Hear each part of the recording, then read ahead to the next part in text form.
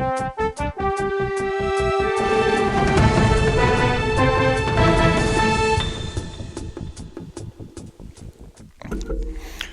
it's a warm welcome on a cold evening to episode 40 of Inside the Video Store. Thank you for joining. Thank you for buying the merch. The merch has gone incredibly well in the first weekend. Just phenomenal amount of stuff. Mainly tote bags, to be honest. They've been the favourite. So it's been really, really cool. Please don't pay full price. Please don't. Someone bought a t-shirt yesterday for 25 quid. Which is crazy. That'll be 40% off this weekend. So please don't pay full price. Just wait for the weekend sales. Whether they come every weekend or every other weekend. You know, it's not about the money. It's just about spreading the word. Spreading the physical media word. As I explained last week, these couple of shows for Christmas will be done on a 7-day week, kind of at the end of his shift. So they'll be fairly brief compared to our normal hour-long or close to sessions. Apologies for that, but that's the way it is. I do like to eat at some point. What are we going to say? Well, there's a lot to get through today, to be honest. It's just been a perfect storm of arrivals, of new releases, and there's a lot to get through. So we'll get onto that in a second. I must just show you this. This is quite funny. I had to send a parcel to my brother, which is fine, not funny at all. But he lives in the same house he has done for 2 decades. And I know that address off by heart. But for some reason, you know when you know an address, but you have to look it up anyway, just in case for some reason you've got it completely wrong, even though you know it off by heart. And it's contained in my 2011 diary, as things often are. And it's quite funny. I have an inventory that I've noted down in 2011. I've counted all the films in the store in 2011, 13 years ago, and there's 5,000 films. Well, 5,007 to be precise. 5,007, 11 years ago. And today I've just scanned in the 17,302nd film. Crazy. So it's 12,000 films in 11 years, which is quite nuts. It's quite funny. It's got all kind of comments. Jelly section, question mark. Because you couldn't get jelly, 13 years ago. It was crazy. It was so rare. All you had was Shameless. Then you have my diary, pre-letterboxed. Back in those heady days where I used to watch like 15 films on a Monday, Tuesday, or Wednesday. Absolutely lovely. Absolutely lovely. God, how long ago that was. Crazy. Brilliant. Great diary as well, by the way. Taschen. Can't beat it for quality. So that was that. Uninteresting, but there you go. Bit of trivia. So let's crack on without further ado with some coffee. And let's have a quick look at what's been... it's another crazy week. This is the penultimate show this year. Next week's show will be the last show of the year. Collective groan. Because if I was to record a show 2 weeks today, it would be Christmas Day. And I know I don't have much of a life, but that's taking it a step too far. So after next week's show, which will be the Christmas edition, we'll have lots of Christmas recommendations and things like that. Then there'll be a week-long break. Then I'll record the first show of 2025 on New Year's Day, and it will be on YouTube on the 3rd of January. So I've got 2 more shows this year, a week break, and I'm back on the 2025 train with the first episode on the 1st of Jan. Interesting. Should we call it episode 42, or should we call it episode 1.0, 2.0? Who knows? Season 2, maybe. Season 2, that'd be better, wouldn't it? It's got a ring to it. Feel free to vote if you have time and nothing better to do, which, quite frankly, I don't think that would be the case. So we have Transformers 1 in. It's one of those weird scenarios where it's released by Paramount. And for some reason they wanted a Tuesday release, which was a bit weird. Though, ironically, this arrived before all the Monday releases. So this is Transformers 1. I believe it seems animated to me. It's been absolutely... sworn by Mr. Andy Grinnell, LL, who says this is a brilliant film, and if you only watch one Transformers movie, you should watch this one. Am I tempted? On Blu-ray and DVD, we have Transformers 1.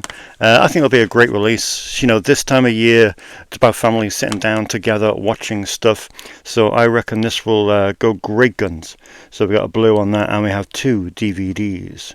But yeah, it has been rather highly acclaimed. So I'm intrigued by it, to be honest, compared to the old Michael Bay Transformer movies, which interest me about as much as a vasectomy. Hellboy is up next, which is a new character. It's not Ron Perlman, unfortunately. That's back when I did watch Hellboy. But this, to be honest, hasn't got bad reviews. Mike Mignola is an absolute beast of a comic book guy. He is, if you don't read his Hellboy books, then anything written by Mike Mignola is absolutely fantastic. So from a comic book point of view, Mike Mignola is the man, and this could be good. I like the Hellboy character. I'm not a comic book person, but I do like the Hellboy character. So that is Hellboy on Blu-ray and DVD. Another one on Blu-ray and DVD. I mean, it's quite a week. We have Speak No Evil with James McAvoy. As you know, last week we had the original Dutch/Danish version of Speak No Evil, which I watched, and it was pretty bleak. It was very good, though. I did enjoy it a great deal. And this week we had the James McAvoy version, which is obviously set in the UK, from Blumhouse. I don't know what this is like. I can't see it equaling the original from a couple of years back. But you never know. I'm curious, because having watched the original so recently, I would be interested in comparing the two. But if you've seen it and you've seen the original foreign language movie, then please tell me how they compare. We have I love an Asian crime movie, and this is one. It's out on Blu-ray only from Picture House. It's a gripping crime thriller, a riveting detective tale, say Little White Lies. It sounds great. I mean, I love all the Asian crime thrillers, stuff like Memories of Murder, The Chaser, Yellow Sea, for example. All amazing films. So if this is anything like as good as they are, then it should be fantastic. But that is Only the River Flows, out on Blu-ray only this week. The Critic came out on Blu-ray and DVD, but I just chose to get it in on DVD because the budget was creaking. Such is the outlay this week. But we have an interesting looking film. I wonder if this played any part in Quentin Tarantino deciding not to make The Critic his final film. I don't know. Described as a deliciously dark and sharp-witted thriller set in 1930s London theatre land, we have Ian McKellen, Gemma Arterton, Mark Strong, Ben Barnes, Alfred Enoch, Ramola Garai and Leslie Manville. What a cast. Directed by Anand Tucker. It sounds great. It's got great reviews, and you can't beat Ian McKellen, can you? My favourite cake is Schwarzwälder Kirschtorte. No, it's not. It's Flammkuchen. Is a Iranian film that sounds really nice. A really nice film. It's been described as one of the sweetest, most touching films of the year. And it just sounds absolutely lovely. And we got a little Iranian section there with such classics as A Girl Walks Home at Midnight. So this surely will be an excellent addition to that section. That is My Favourite Cake. Also in from the queer cinema section is Sunflower, which sounds pretty amazing. It's set in the outer suburbs of Melbourne, Australia. About a 17-year-old Leo who blah blah blah, coming of age, that kind of thing. Looks interesting. Rated 18 for language, which is unusual. So unless I would imagine it to be derogatory language of some kind. I'm sure we can figure out what that might be. And finally this week, this is an interesting one. This came out, must be 2 months ago, on DVD and Blu-ray. But it's one of those weird releases that kind of has the UHD release sometime after. Don't know why. And I know what you're thinking. You're thinking, Dave, you're on the UHD bandwagon. You're becoming a UHD bore.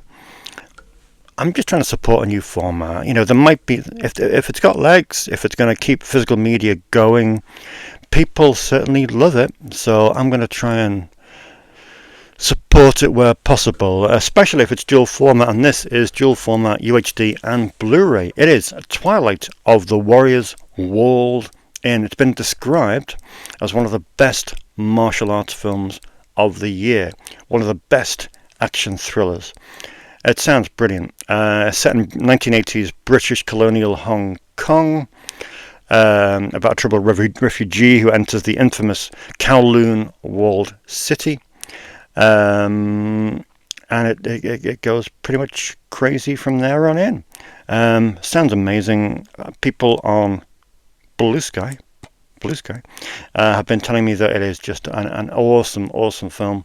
So I can't wait to get this, and hence that's why I waited for the upgrade, because I thought, well, if it is that good, then we need it on the best possible format, as Kenny Everett would say, almost.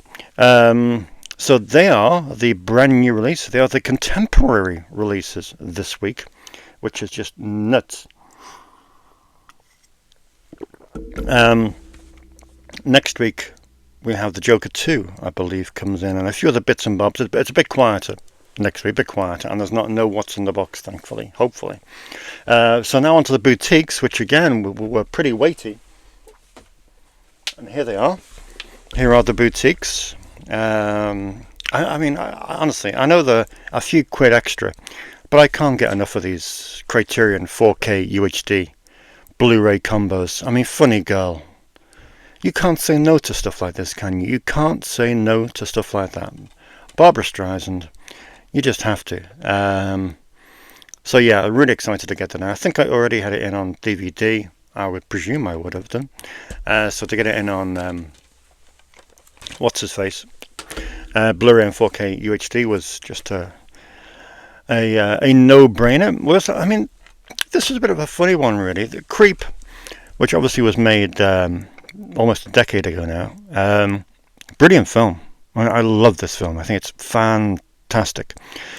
But it was kind of a bit disappointing when you had Creep 1 and Creep 2 coming out in fairly short succession, but Second Sight only put the first film on Blu-ray, and in a single edition, for a premium price. This was $17.99.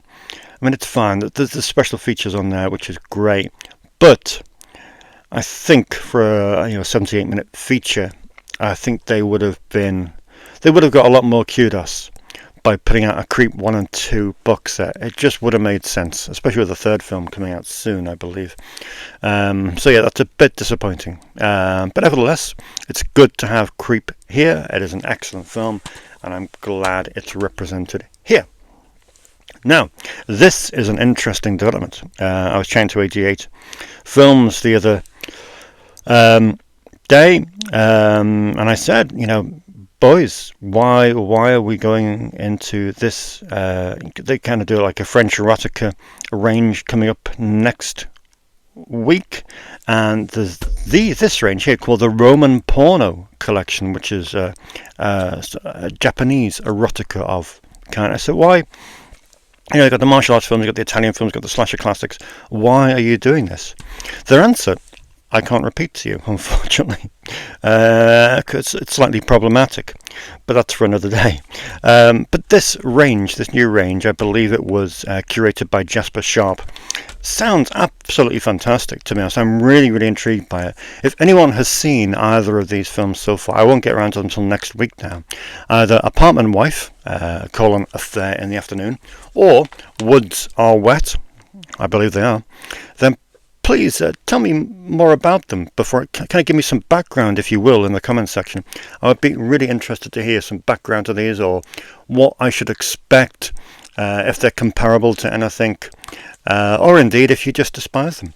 They're quite short films. They're only an hour and 4 minutes and an hour and 5 minutes, but they do sound quite interesting. To give you the background, well, what background I know from the books. The Japan's oldest film studio, Nikatsu, scandalized the nation when it launched its lavish Roman porno brand of high-class sex films. They sound fascinating. I think there's 10 so far that 88 have penciled in for release. So we shall see. Dual format as well. Blu-ray and DVD. Yours are relying on 88 films to go retro. So they sound fascinating, so we shall see. But if anyone can give me some background on those and what I should expect, or whether I should bump them up my to-watch list, then please let me know. Eureka, of course, are in another Asian cinema frenzy with this. It's 4 films by Chang Che, and they sound, well, they're all historical epics to a certain degree. We have Marco Polo. We have Marco Polo features Richard Harrison, no less. The Pirate, which is in the 19th century. We have Boxer Rebellion. And we have 4 Riders, about a Chinese veteran of the Korean War. They all sound interesting. And like I say, it's great to get some classic Asian cinema from Chang Che, who is one of the premium directors of that era. So the latest from Eureka. And now we have 2 Jean Roland films from Indicator number, was it 9 and 10? 9 and 10 in their range of Roland releases. And these releases are just, they're just phenomenal, aren't they? I saw a Requiem for a Vampire last night. It's one of those films, isn't it? Oh, number 79. Saw a Requiem for a Vampire last night. It's one of those films, isn't it, where when it's late at night and you're quite tired. You're working 7 days a week, and you kind of think, you get the option, don't you? You get the option, original language version or English dub. And sometimes, I don't know, sometimes you kind of think, English dub, apologetically English dub.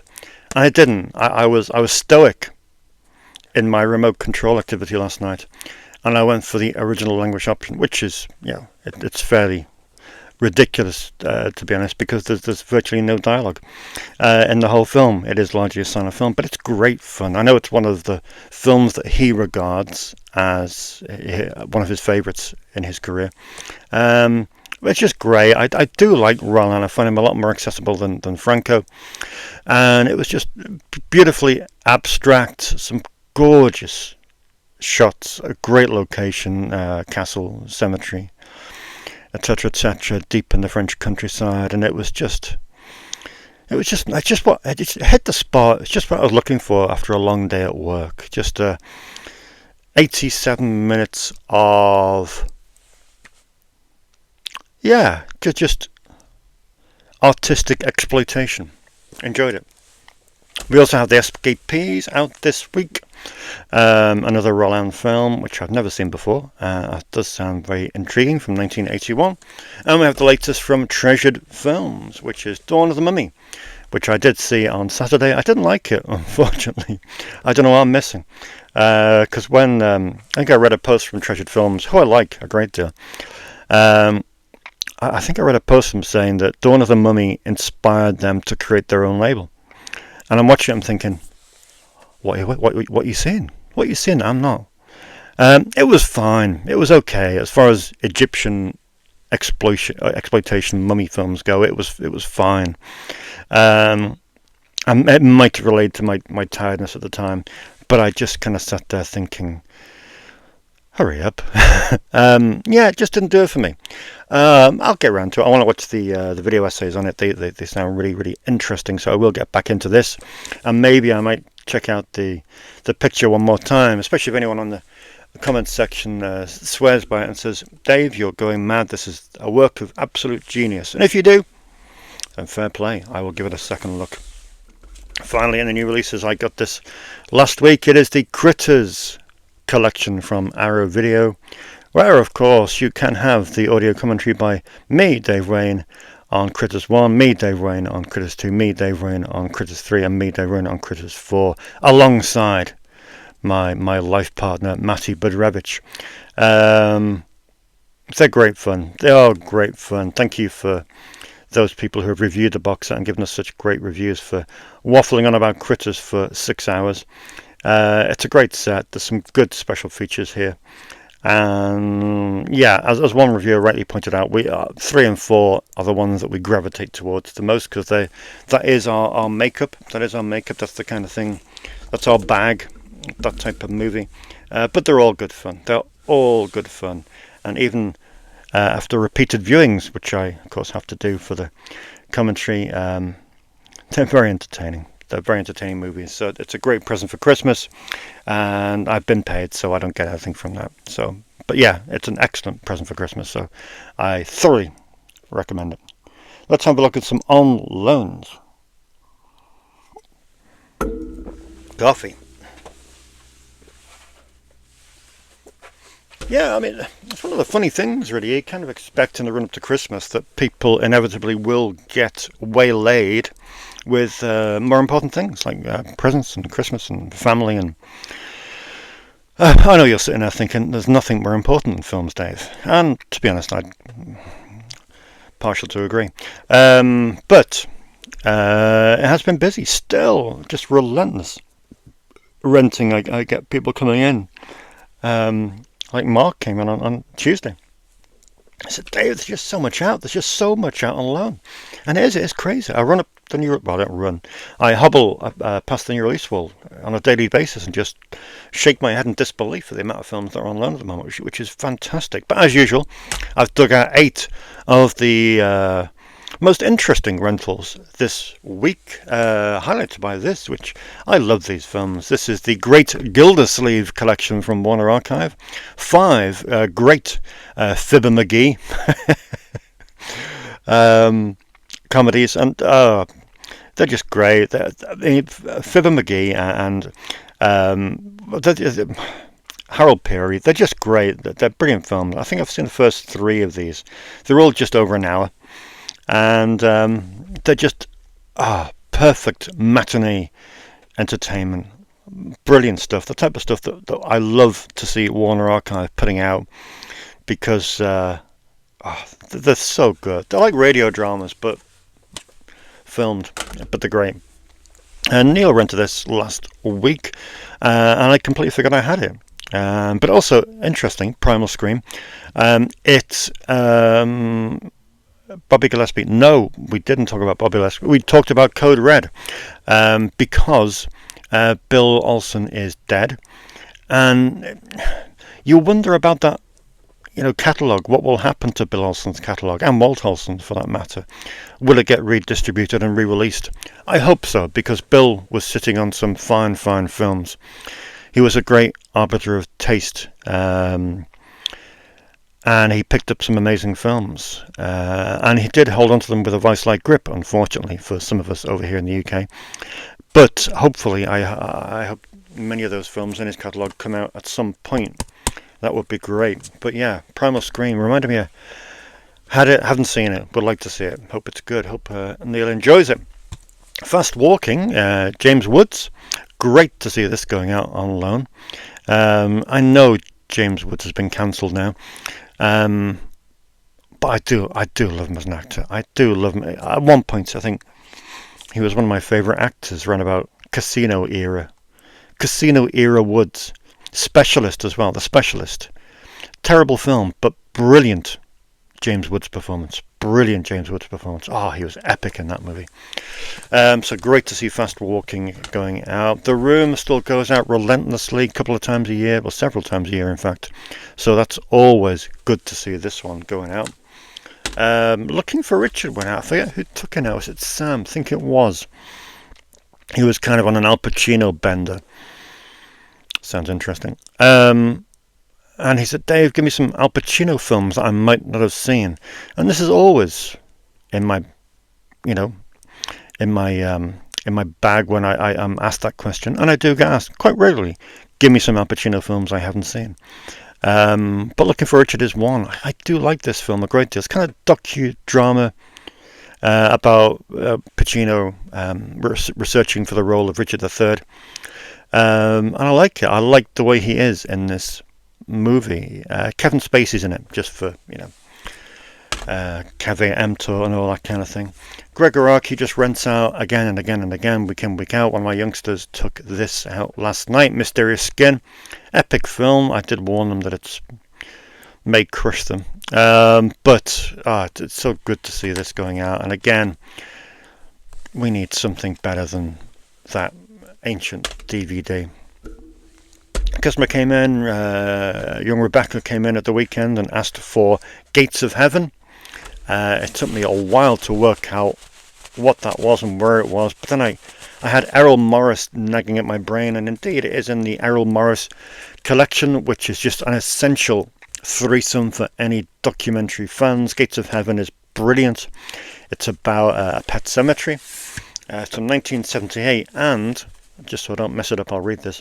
It spawned another documentary, because Werner Herzog placed a bet with Errol Morris that the film Gates of Heaven would never see completion. And if he did complete it, Herzog said he would eat his shoe. He completed it. So Les Blanc directed Werner Herzog eats his shoe. Check it out on YouTube. And finally, in the on loan section, we have American Flyers. Just highlighting this one because this was an awesome donation from our good friend Lee. I think his wife bought him a copy of this and his daughter bought him a copy of this. So he had two, and he said, what can I do with my surplus copy of American Flyers, the great John Badham film? I know, I'm going to take it down to Dave and he can rent it out. And lo and behold, it has rented out about an hour ago, which is very cool indeed. So that's a quick look at the on loans. How are we doing for time? We've got about 6 minutes to go through a million Vinegar Syndrome releases. No problem. Okay, last segment for today. Unfortunately, I haven't got time for anything else, but I'm sure you understand.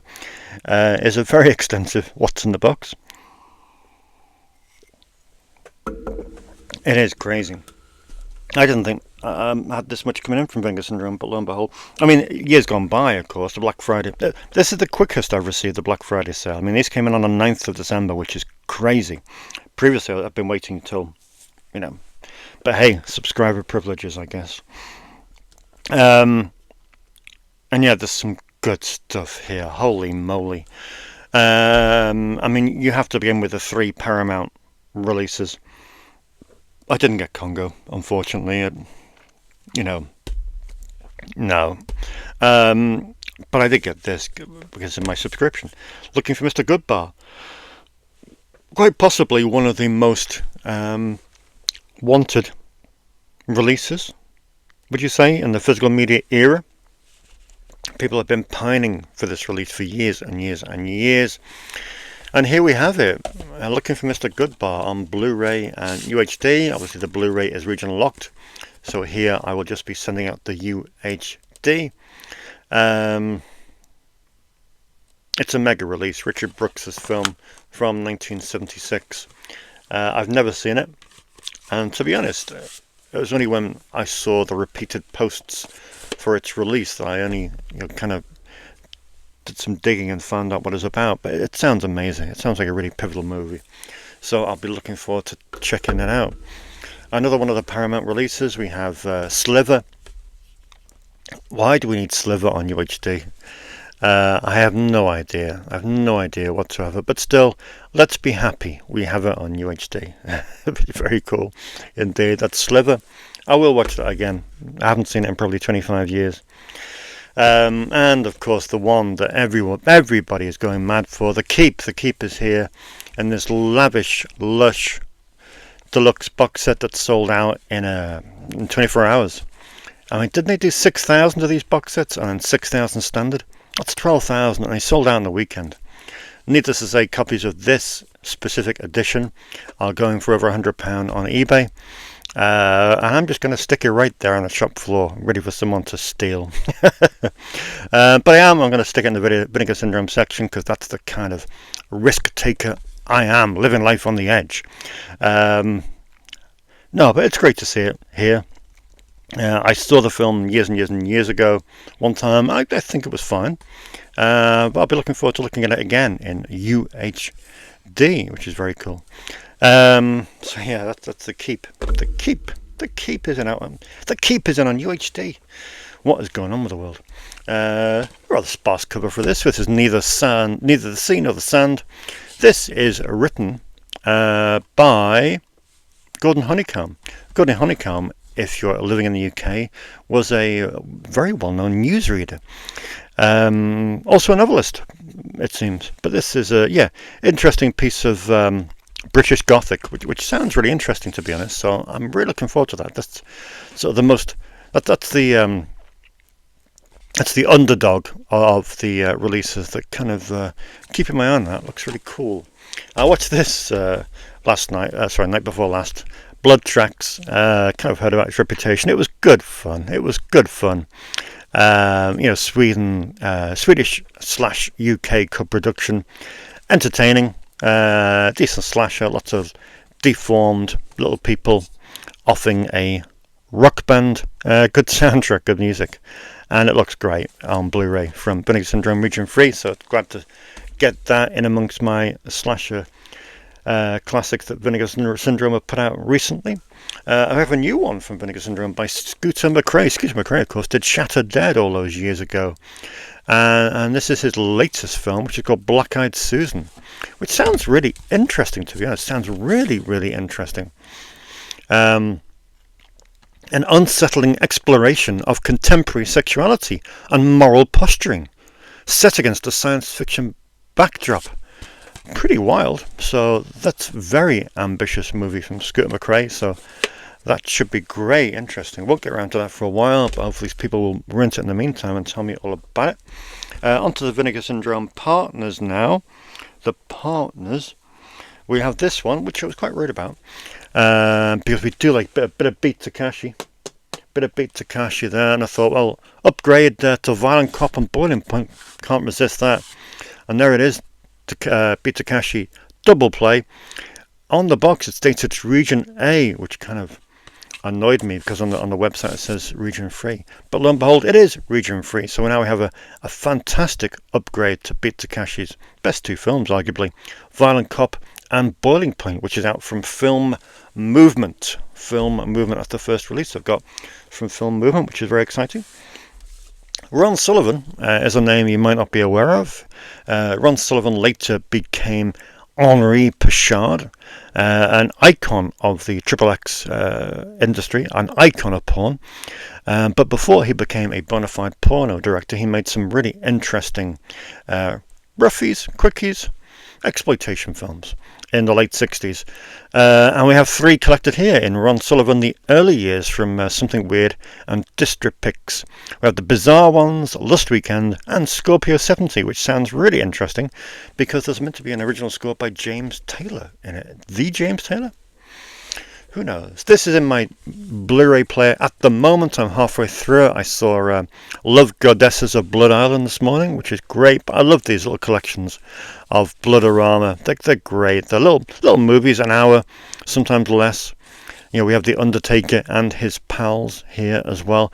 But with Love Goddesses, I think this is the first time it's been found, or a recent discovery. It was never presented in its full form before. So I think this is quite an important release of a film, a classic film in its entirety. Fatal Delusion is the new one from Saturn's Core. Again, they're putting out shot on video stuff from years ago. This one is from 19 something, I would say 94, but yeah.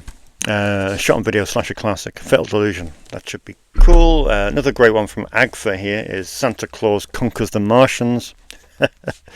I mean, you know, it's just great fun, isn't it? I have seen this years and years ago. But not only does this have Santa Claus Conquers the Martians, but it also has a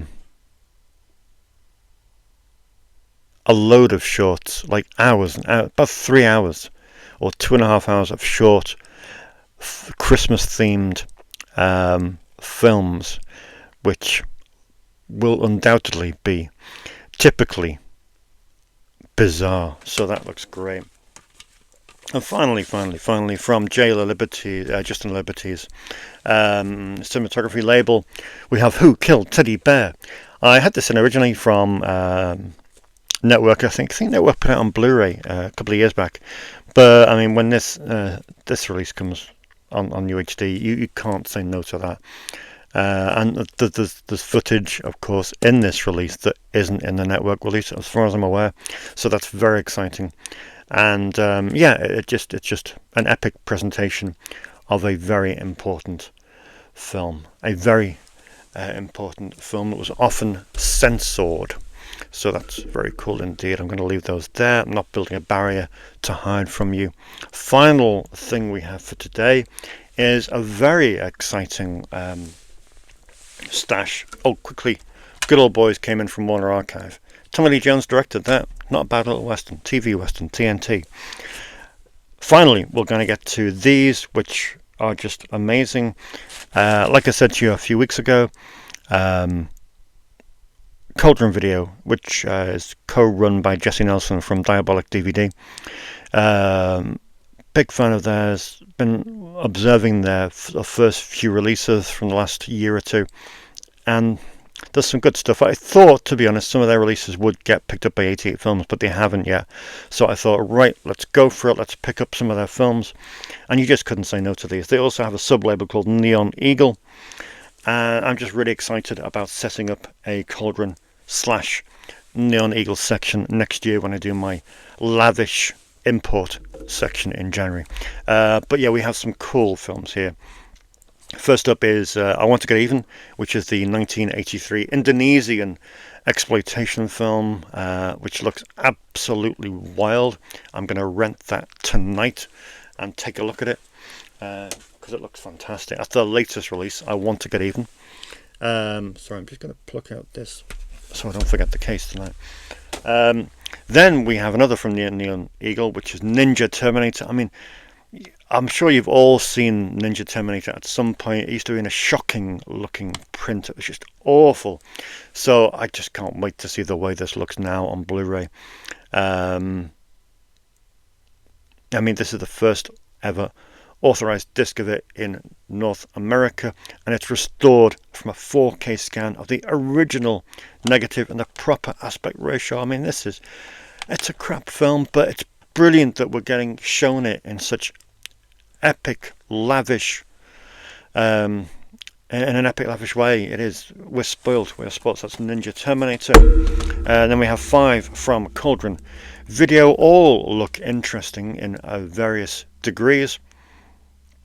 Mario Mancini, of course, is camera operator on Blood and Black Lace. This is only film which is described as a stylish, gory and sleazy take on the Frankenstein story. It's an Italian exploitation classic, starring Gordon Mitchell, no less. So yeah, that is very cool. That's Frankenstein 80. Beyond Terror sounds wonderful. A lost gem, long overdue for rediscovery. Worldwide Blu-ray debut. It just sounds absolutely wild. Spanish exploitation from 1980. Remote abandoned church, rural Spain, debauchery, blasphemy. What more do you need to know? We have Murder in a Blue World, which looks wonderful, ambitious, 1973. Eloy de la Iglesia, a violent, dystopian, consumer-fed future.